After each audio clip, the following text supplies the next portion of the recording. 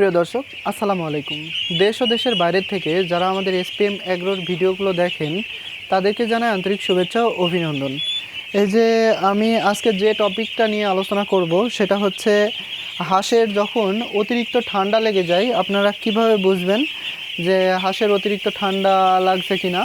এবং আরও একটা বিষয়, যখন হাঁসের ঠান্ডা লাগবে, বিশেষ করে যখন অতিরিক্ত ঠান্ডা লাগবে ঠিক সেই মুহূর্তে আপনারা কোন ধরনের ওষুধগুলো ব্যবহার করবেন, আজকে সে বিষয়ে আপনাদেরকে প্রপারলি ধারণা দেওয়ার চেষ্টা করব। তো আমি আপনাদেরকে যদি একটু দেখাই, আমার হাঁসগুলো মাশাআল্লাহ এখনও অনেক সুস্থ। তো আমি আপনাদেরকে একটু আমার হাঁসগুলো দেখানোর চেষ্টা করি। এই যে এখানে কিছু কিছু হাঁস, যেমন আপনাকে যদি দেখাই, ওখানে একটা হাঁস কিন্তু বারবার বসছে। এই যে বসাটাও কিন্তু একটা ঠান্ডা লাগার লক্ষণ। আর যেহেতু আবহাওয়া এখন একটু মানে নরম নরম বলতে কি হালকা বৃষ্টিপাত বা এই ধরনের সমস্যা, ওই যে ওখানে একটা কালো হাঁস, সেটা ঘাড় কুঁচকায়ে আছে, এগুলো কিন্তু ঠান্ডাজনিত কারণের লক্ষণ। হ্যাঁ, বিভিন্ন ব্যাকটেরিয়াল ইনফেকশনের কারণে এই ঠান্ডাগুলো লাগে। আর আরও কয়েকটা কারণ মানে লক্ষণ দেখা যায়, যেটা হচ্ছে খাবারে অনীহা।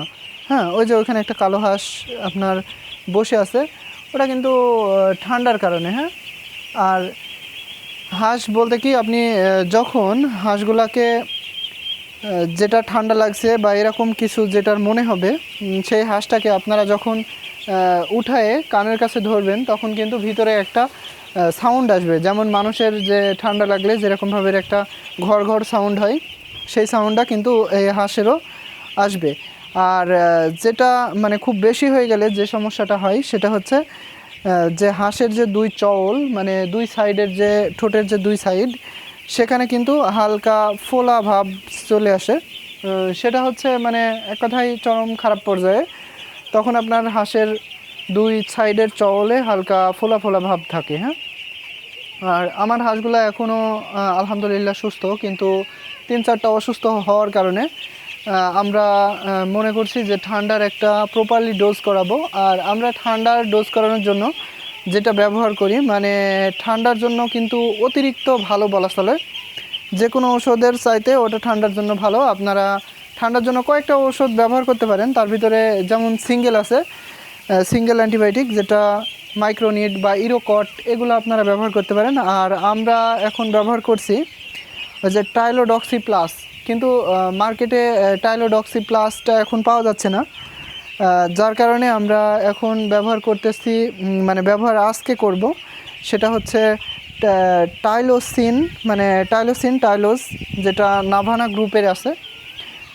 আর আরেকটা ব্যবহার করব ডক্সিভেট, হ্যাঁ, যেটা ডক্সিসাইক্লিন।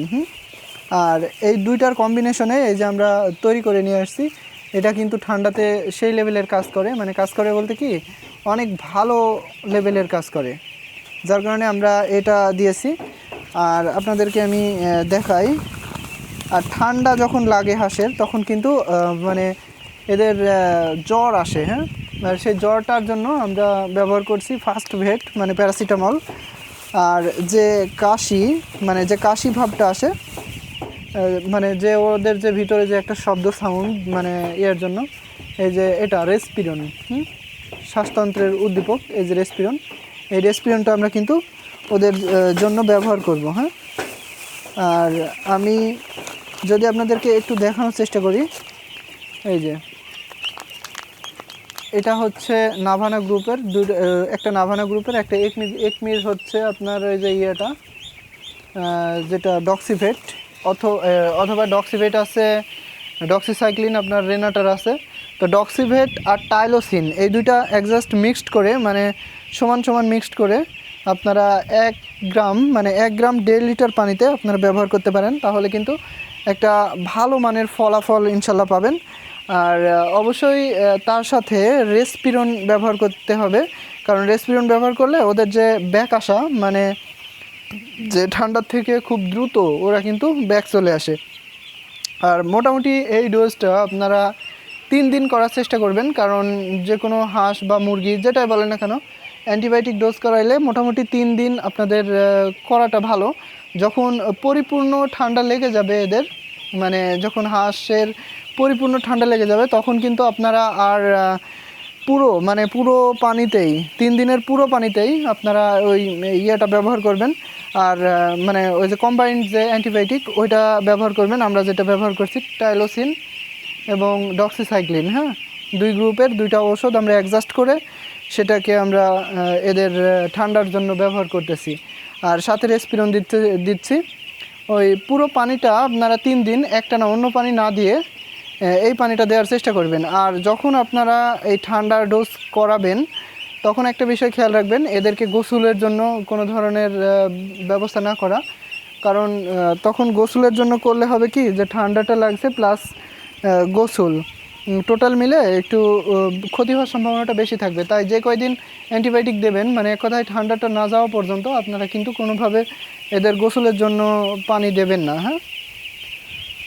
আর যদি আপনারা মানে ঠান্ডা আসার আগেই আপনারা যদি ওষুধ ব্যবহার করেন তাহলে আপনারা দিনের বেলাতে যে কোনো এক বেলা আপনারা হচ্ছে ওই অ্যান্টিবায়োটিক কম্বাইন্ড অ্যান্টিবায়োটিক এটা দিতে পারেন, অথবা ডক্সিভেটটা ইউজ করতে পারেন, বিশেষ করে ঠান্ডা লাগার আগেই, হ্যাঁ। আর আমি আপনাদের বলবো, এই যে এই হাঁসটা দেখতে পাচ্ছেন, এটা আপনাদেরকে আমি যদি দেখাই, এটা কিন্তু এক চওলের এই সাইডে হালকা মানে ফুলে গেছে। এই যে এটা নিশ্চয়ই দেখতে পাচ্ছেন। এটাই কিন্তু হচ্ছে ঠান্ডা লাগার মূল লক্ষণ, বিশেষ করে হাঁসের। তো অবশ্যই বুঝতে পারছেন মুরগির বা হাঁসের প্রত্যেকেরই কিন্তু একই লক্ষণ। তারপর হাঁসের ওই 2 সাইডে একটু ফোলা ভাবটা চলে আসে। আর এদের খাবারটা আপনারা সবসময় দেখবেন যে খাবার কখনো কম খাচ্ছে কিনা। খাবার যদি কখনো কম খায় তখন কিন্তু এদের কোনো না কোনো রোগে আক্রান্তর কারণে আপনার খাবারের রুচিটা কমে যায়। তো অবশ্যই আপনাদের ঠান্ডাজনিত কারণে যে প্রবলেমটা হয় সেটা এই ঔষধে ইনশাল্লাহ ভালো হবে।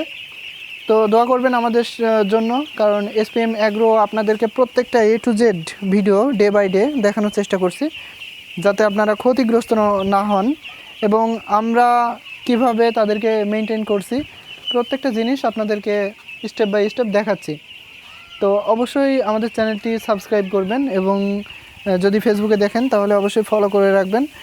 আমাদের হাঁস বিষয়ে মানে আমাদের যে কোনো ধরনের প্রজেক্ট বিষয়ে আপনাদেরকে পুরোপুরি ধারণা দেওয়ার চেষ্টা করব। তো ধন্যবাদ সকলকে, আবারও দেখা হবে কোনো একটা ভিডিওতে। সে পর্যন্ত সাথেই থাকুন। আসসালামু আলাইকুম। অবশ্যই আমাদের জন্য দোয়া করবেন।